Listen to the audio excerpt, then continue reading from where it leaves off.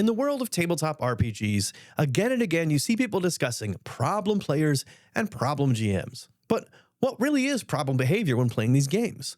Of course, we can recognize that some of it's going to be subjective, but we can also point out some common points of frustration at a general level. In this community, we commonly talk about things like spotlight hogging, power gaming, metagaming, rules lawyering, backseat GMing, and so on. But why are these things problems? They aren't against game rules, after all.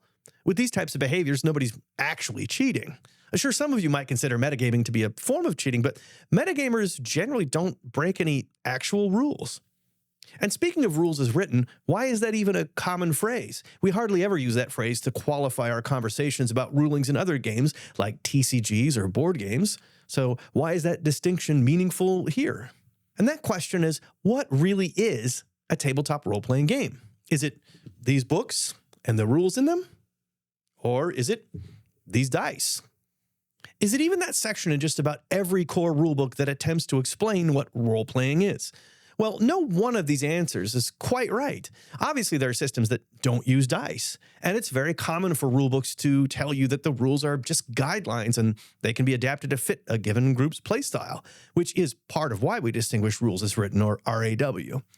I've even run a brief campaign where we agreed to do pure roleplay and didn't use any rule system at all, but we were still playing a role-playing game.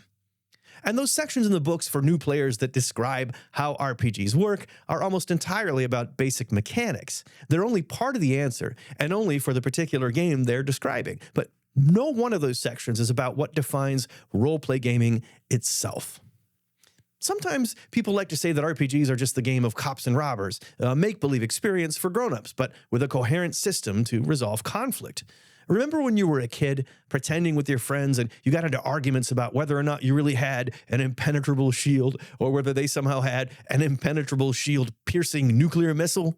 Well, now you can just consult the rules and see if that's really the case. And you can roll dice, or throw rock, scissors, paper, or even use Jenga to see who really wins. But wait, role-playing games usually aren't about winning and losing, right? I mean, plenty of the books say that overtly, too. When I was a kid and I came home after playing D&D, my mom would ask me, "Did you win?" No matter how many times I tried to explain you don't really win a role-playing game, she still asked me. There's a reason that question felt annoying. It felt wrong. So what is it we talk about when we talk about RPGs? I think the answer is that they are varying ways of doing collaborative storytelling within a defined system of some kind. Even if that system is no system, we've chosen to define it that way. And the word collaborative is the most important one in that definition. It goes wrong when a GM acts like an adversary to the players. I don't mean the NPCs, but the GM themselves. If they see their job as beating the players, they've got it wrong. I mean, just think about how pointless it would be for a GM to actively be trying to kill the PCs so that the campaign ends, or is just an endless string of new characters getting killed over and over. It's also no fun if the GM isn't engaged in the story, but just provides a very generic-seeming environment that doesn't create personal stakes for the PCs adventuring within it. But it's also true going the other way. If the players see the GM not as somebody who puts interesting obstacles in their way, but as someone playing directly against them that they must defeat, we've got a problem here too. So, for example, power gamers miss the point of the obstacles in the story, placing the need to completely demolish monsters as easily as possible above the desire to play out battles as interesting rungs on the ladders of the character's development. The power gamer is trying actively to skip some of the rungs, some of the plot points in the story. And yes, games like D&D and Pathfinder are especially tactical, and they do put combat front and center, but it's still true that they do so within a frame of collaborative storytelling. Every combat itself is its own little story, in fact. For another example, metagaming can be a problem when it causes the story to not make sense or to lose internal credibility. It's not at all metagaming for the characters to strategize together, but it doesn't make sense for a character to know about a certain monster's vulnerability to fire just because the player does. And it just feels wrong when players try to make up reasons they might know on the spot, like, well, I just decided my character's father was attacked by this same monster when they were a child.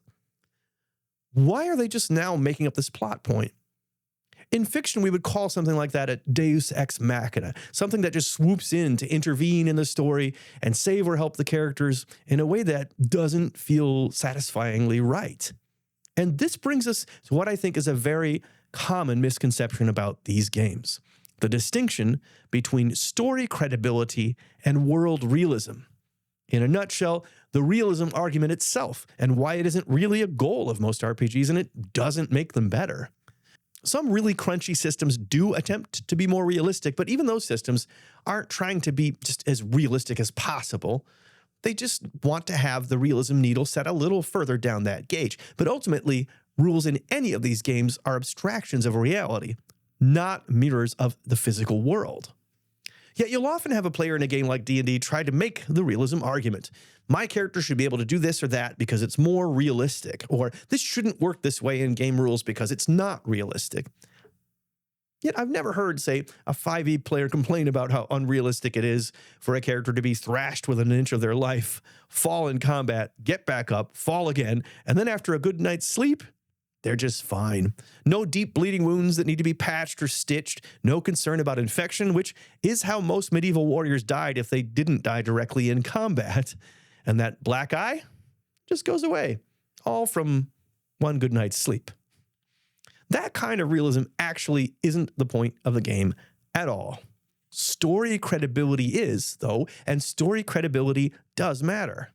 In our example of the players suddenly deciding they know about this monster because of a backstory thing they made up on the spot, it doesn't feel wrong because it's unrealistic. It feels wrong because it lacks story credibility. RPGs work best when the players and the GM are telling a good, internally credible, satisfying tale. And again, even combat is part of that story when it works well. Let's talk about GMs. A good GM is actually rooting for the PCs. The obstacles are there to give a sense of satisfaction in overcoming them, which makes the story and character development move forward. Even setbacks work this way because they're usually temporary. A good GM is not competitive in the ultimate sense. The GM is not your adversary. The best GM is rooting for the PCs. The job of the GM, in addition to shepherding the nuts and bolts of a game, playing all of the NPCs and so forth, is to act as a combination coach, referee, and even a kind of story editor, bringing together pieces of the story to weave a narrative. For this to work, both the players and the GM have to generally be good sports. This is why GMs do things like provide findable equipment and treasure to help the players, provide hints and clues to solving riddles and mysteries. They provide helpful NPCs and sometimes even fudge dice rolls. Just think about this. Wouldn't it be weird if a GM fudged rolls to disadvantage players? What would be the point of that? Or if they deliberately always put you up against enemies several levels higher than the party? No, GMs aren't just there to try to win a competition with the players, even though, again, there's nothing in the rules that says they can't do those things. Even when good GMs present obstacles, they do it so you can feel the satisfaction of overcoming them. I often do this in the way I play a campaign boss villain as a complete and utter bastard to the PCs. It's not because I want them to feel bad or I just enjoy abusing them. There was one reason, and one reason alone, that I want to make the players hate the villain so much. It is to make it more satisfying at the end of the campaign when they're strong enough to defeat that villain. It makes the story's conclusion feel more epic and just and more satisfying. This concept of story and story credibility also applies, of course, to the players.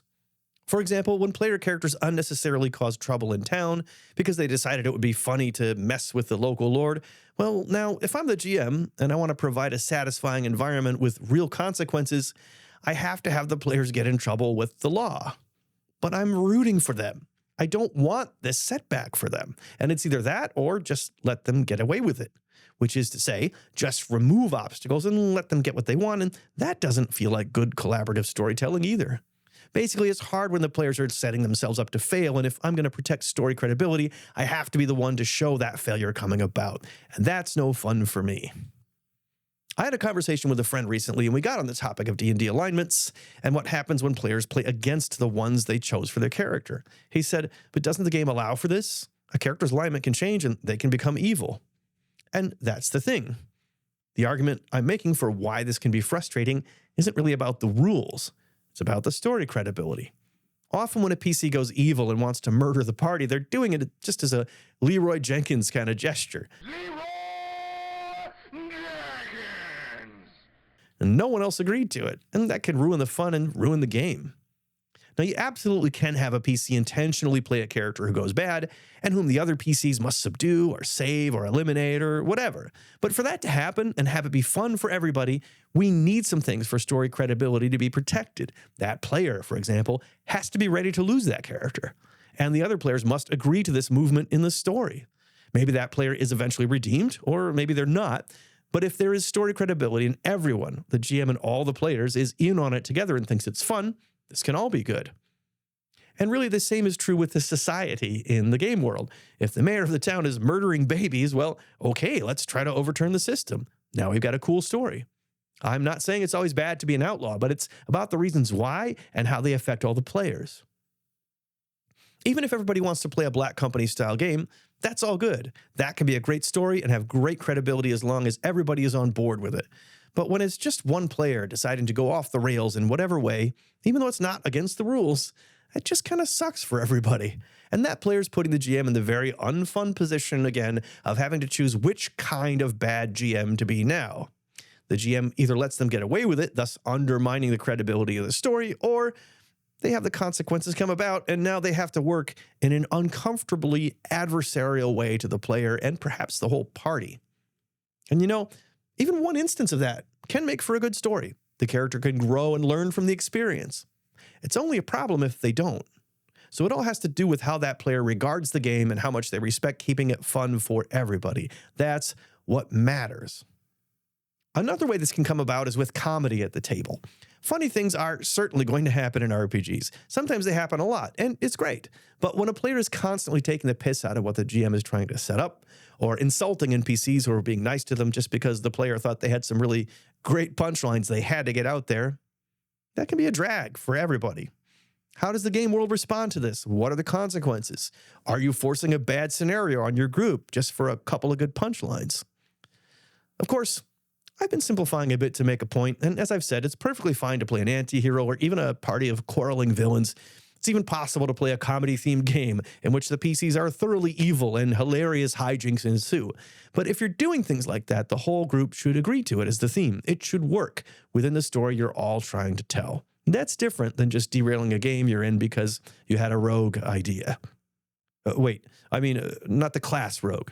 Not like an idea a rogue would have. But you get what I mean.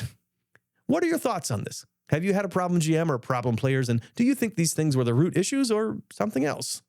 And for a counterpoint, check out my video titled, "Okay, but what if they're not problem players?" at the link on your screen.